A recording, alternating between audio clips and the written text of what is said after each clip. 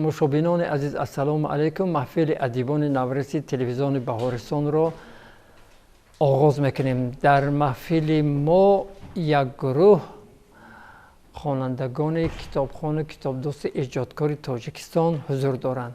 ин маҳфил дар толори бачагони китобхони миллӣ баргузор мегардад. меҳмони навбатии маҳфили мо Самира аст, аз муассисаи таҳсилоти миёнии умумии рақами 89 ноҳияи Сино. Самира духтаре ки бисёр хоксор бисёр оддӣ аст, лекин хеле босавод аст, хеле зиёд китоб мехонад. ман Самираро хуб мешиносам. Самира дар маҳфили мо ҳозир мешавад, ҳикояҳои хуб менависад. духтаре ки бисёр хоксор аст, китобхон китобдӯст аст ва имрӯз барои мо як ҳикоя овардааст. баҳси дугонаҳо. аҷиба, мудом дугонаҳо баҳс мекунанд. дар гӯшаи ду дугона ҳаст, ҳатман баҳс карданаш дар кор, баъд дугонаи хуб мешаванд. ман гумон мекунам ки дар ҳикояи Самирам ҳамин хел аст. бо диққат гӯш мекунем, баъд мебинем ки чӣ мешавад. марҳамат. ман Оиша дар назди биноамон бозӣ мекардем. Ногаҳон чашми Оиша ба паррандае афтид, ки дар замин хобидааст. Оиша ба ман гуфт, ки бин дар он ҷо паррандае хобидааст. Ку рафта бинем, ки ин парранда кадом парранда аст. ман Оиша ба назди парранда рафтем. ман гуфтам, ки ин парранда майна мебошад ва ӯ мурдааст. Оиша гуфт, ки бечора биёро аз байни роҳ мегирем. ман Оиша баргаро кандем ва паррандаро аз роҳ гирифтем. дар назди дарахти зардолу мондем. Оиша нишаста ба парранда нигоҳ мекард. ӯ ба ман гуфт, ки ин парранда майна не, балки зоғ мебошад. ман гуфтам, ки не, ин зоғ не, балки майна мебошад. ҳамин тавр дар байни мо баҳсе пайдо шуд. муалlimаи ман, ки хонааш дар ҳамин наздикиҳо буд, аз назди мо мегузашт. ман гуфтам, ки биё ба назди муалlimаи ман меравем, аз ӯ мепурсем, ки ин парранда кадом аст. Оиша розӣ шуд. мо ҳарду ба назди муаллима рафтем. ман асли воқеаро ба муаллимам нақл кардам.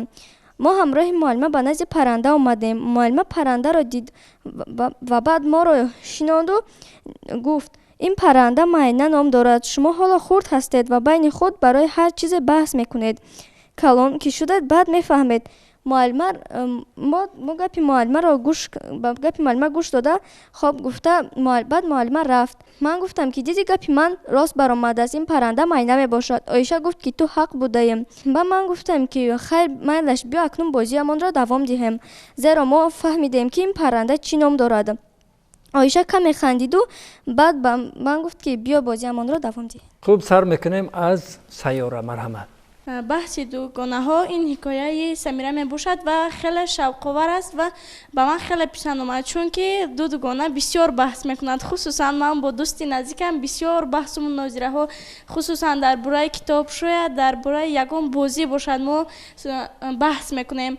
ва дар ин ҷо оварда буд, ки мо дар пеши бино нишаста будем ё бозӣ мекардем ё истода будем. лекин вақте ки баъде ки бо муаллима суҳбат карданд, гуфт, ки бозиамонро давом диҳем.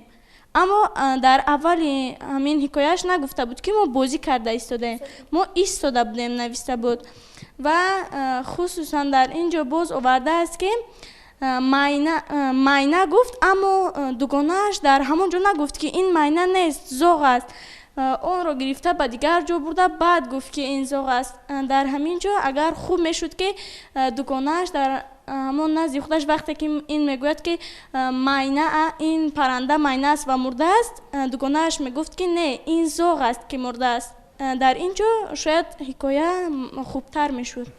дуруст аст. воқеан чӣ эродҳое ки сайёра гирифт ҷон дорад, ҷо дорад. баъзе лаҳзаҳо агар илова шавад, андак саҳеҳтар, дақиқтар мешавад. дар ҳикояи Самира як чизи хуб аст. сайёра таъкид кардан мехоҳад, ки мо бисёр вақт беҳуда баҳс мекунем. ҳамин баҳси мо бисёр беҳуда аст. ҳамин вақти мо беҳуда мегузарад дар ҳамин аст. бо вуҷуди ин дар хотир гирифтана дар кор سمیرا جان. اما من بیشتر با همین دوگانه هایم در مورد کتاب بحث مناظره میکنیم که این شاید وقتی زیاد رو گیرد، لیکن دانش ما رو سایقل میدهد و میفهمیم که دوگانه ما در مثلا در موضوع همون کتاب چی عقیده ها دارد و ما چی عقیده ها داریم و توصیه های آنها رو شاید با خود گیریم. اما بعضی حالت می شود که ما گوییم سخن های دوگانه همون رو اهمیت نمیدهیم، فقط فکر خود رو میگوییم، اما این هم کار خوب نیست، چون که باید به فکر دیگر انسان هم اهمیت دهی، چون که اون هم به مانند تو میخواهد که فکر وی غالب برآید. درست است. تشکر.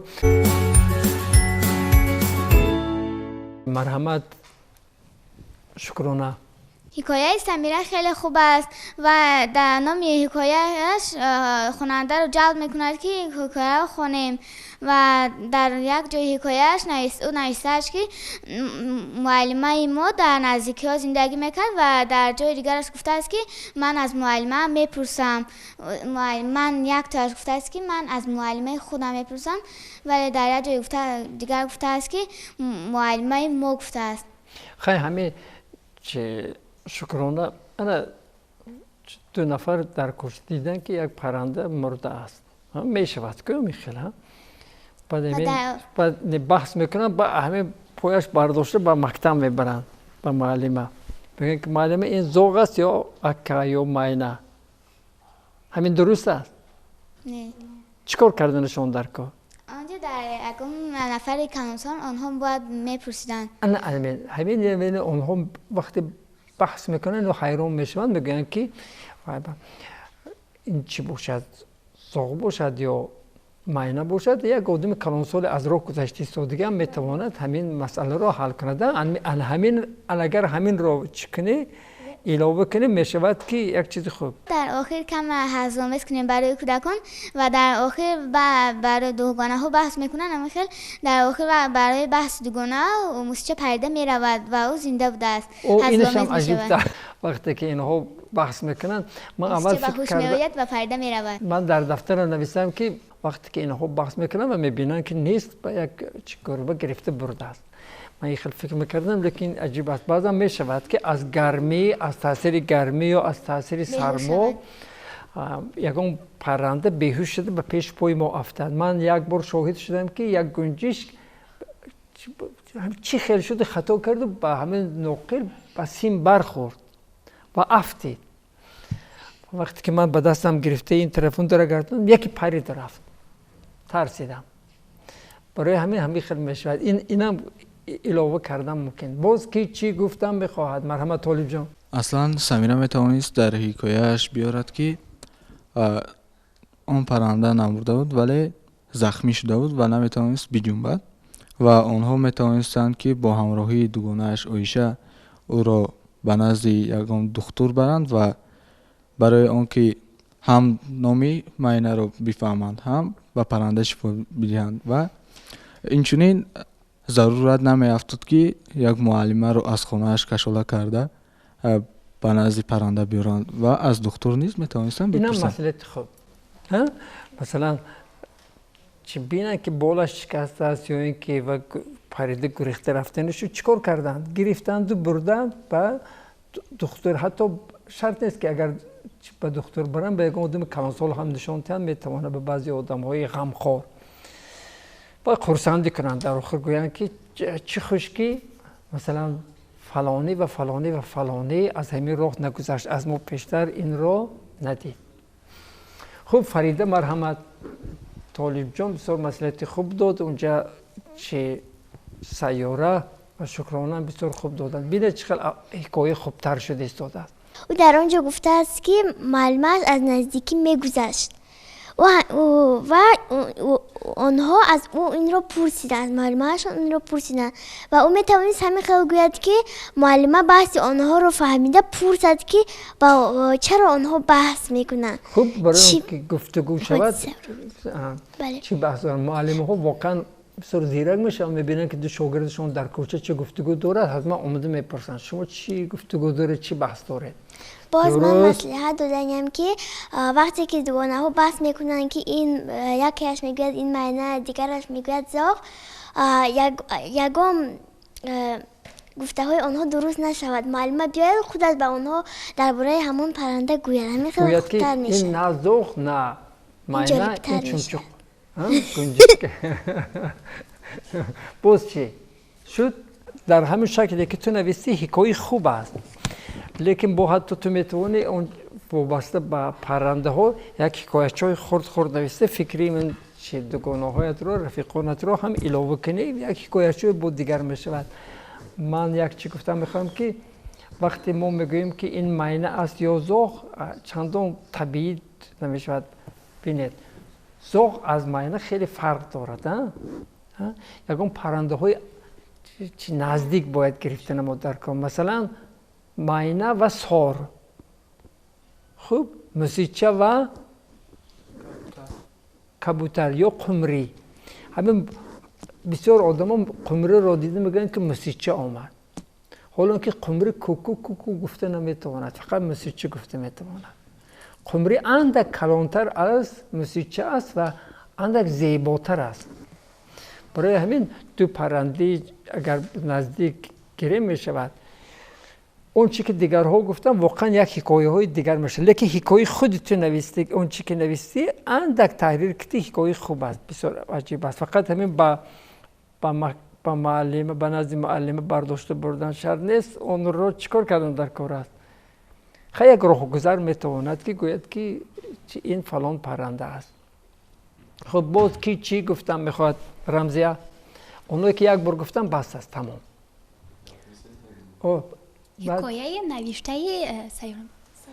حکایه نوشته سمیره به من پسند آمد. حکایه خیلی خواندن با به شمار می رود.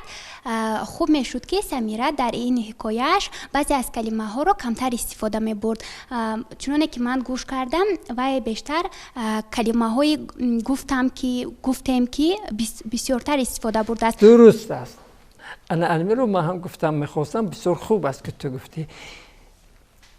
اگر ما با گفتگو قهرمانو رو به گفتگو گیریم، سرخط تیره می شود که گفتگو بعضا شرط نیست که گفت جواب داد یکان چیز دیگر علاوه کرده ساخته ممکن است. تشکر. خوب، اکنون از صبرینا میپرسیم. صبرینا قریب 2 یا 3 سال است که عضو محفل ادیبان نوارسی تلویزیون بهارستان است و اشتراکچی فعال آزمون جمهوری فروغ صبحی دانای کتاب است. در همین محفل ما 2 نفر اشتراک میکنند. صبرینا از دور دوم گذشته ها، بعد اینجا طالب جان از دور دوم. تو جای چندم گرفتی؟ من جای سیوم. جای خواهرم نیست اشتراک میکنند. تو شکرانه هم اشتراک میکنی در محفل؟ و دور شهری راه یافت. جای چندم گرفتی؟ تو مقام سیوم. خوب است. بعضا میشود که با مقام سیوم در چه دوری دیگر آدم میتونه جای اول رو اشغال کند. باز کی؟ من اشتراک کردم ولی در دور دوم غلطیدم. نه غلطیدی، از دور دوم نگذراندن. خوب، چه مرحمت صبرینا؟ من نیز در دفترم قید نمودم که دیالوگ رو در حکایه‌اش جاری نماید و بسیار خوب می شود. و باز در گفتنی هستم که به جای چشم افتید نویسد که موسیچه رو یا که پرنده رو دید. به جای چشم افتید این گونه کلمه ها همین عادی نویسم که دید بهتر است. و باز گفتم میخواهم که در کلی حکایه ها باید یک جمله باشد که از آن اقتباس آورده شود. توصیه میدهم که سمیره در آخر این حکایه به این مضمون چیزی بنویسد: مهم این است که ما مهربان باشیم و به کلی موجودات زنده غمخوری نماییم و آنها را آزار ندهیم. به جای بیا ما بازی میکنیم این را نویسد. درست است. صبرینا البته اختیار دارد میتوانی که همین فکر اندیشه و مسئولیت دیگران رو رد کنی، به خانه‌تون رفته گویی که افسانه حکایه خودم بهتر است. میتوانی که گویی که افسانه من هیچ افسانه حکایه خوب نشد، من همه فکری دوگانه های دوستانم رو گرفته جنبش کرده حکایه دیگر می نویسم. این در اختیارت است، برای همه حاضر سخن را به تو میدهم. مرحمت. من از مصلحت های این همسالانم رو، مصلحت های دوستانم رو به این نوبت گرفته باز یک به حکایم داخل کرده، باز یک حکایه دیگر نیز میکنم. حتی دو سه حکایه. البته مصلحت رو شما دادید، من صبرینا، طالب جان، فریده، اینجا سریا، سیاره، شکرانه، سمیه، همه فکرات کردن، پیشنهاد کردن. اگرچه اینها همین فکر رو پیشنهاد کردن، باز هم حکایه تو می شود. برای چی؟ برای اون که خودی سمیره گپ سر کرد. همین باعث اینقدر گفتگو حکایه تو شد. وقتی که سببگار تو هستی، پس همین اون چی که گفته مالی تو هست. خیلی البته اینها هم میبینن 2 3 4 5 منتظر میشوند. اگر تو ننویسی بعد میگیرن خودشون مینویسن. برای ما شتاب کرده تا محفل دیگر برای ما یک حکایه خوب و خوش رو چاپ کردن. بر کامپیوتر داری؟ آفرین. ببینید ما بعضا برای قند گریه میکنیم، برای بازیچه، برای ماشینچه، برای دوچرخه گریه میکنیم، برای کدام یک لباس گریه میکنیم، لیکن برای کتاب گریه کردن در کار است. برای کامپیوتر، همون کامپیوتر هم برای بازی نه. اگر برای بازی باشد عموما از کامپیوتر دستکش رودتابه. کامپیوتر یک قلم اصلی 21 هستند، قلمی که کاری ما رو سبک میکنه. کاری 10 نفر رو امروز یک نفر میکنه توسط کامپیوتر. چاپ کرده میتوانی، در برنامه‌های دیگرش هم کار کرده میتوانی. مثلا در کورل، در فتوشاپ. خب بعد یاد میگیری. مهم است در کامپیوتر بازی نکن.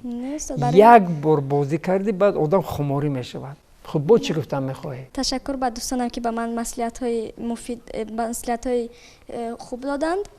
من این مصلحت‌هایشان را به حکایه‌ام داخل نموده، باز یک حکایه‌ام رو باز شاوکارتر رو بهتر می‌کرد. آفرین سمیره. اصلا همین خل بودن در کار.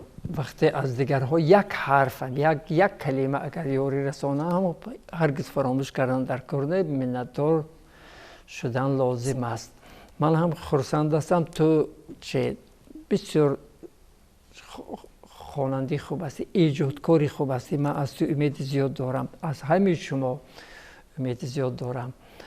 بعضا آدم یک بار می آید برابر 10 مرتبه آمدگی ها بهره‌مند شده می رود و من باور دارم که تو از محفل ما خوب و خوش به خانه تو می روی و باز قلم به دست می گیری. البته بازی کردن در کار، استراحت کردن در کار، با کوچه برآمده یخماز خوردن در کار، گل‌های زیبای کوچه دوشنبه را تماشا کردن در کار، لیکن کتاب فراموش نشود. تماشابینان عزیز، این بود محفل نوبتی ادیبان نورسی تلویزیون بهارستان. این محفل در تالار بچگانه کتابخانه ملی تاجیکستان برگزار شد. سلامت باشید تا واخری دیگر.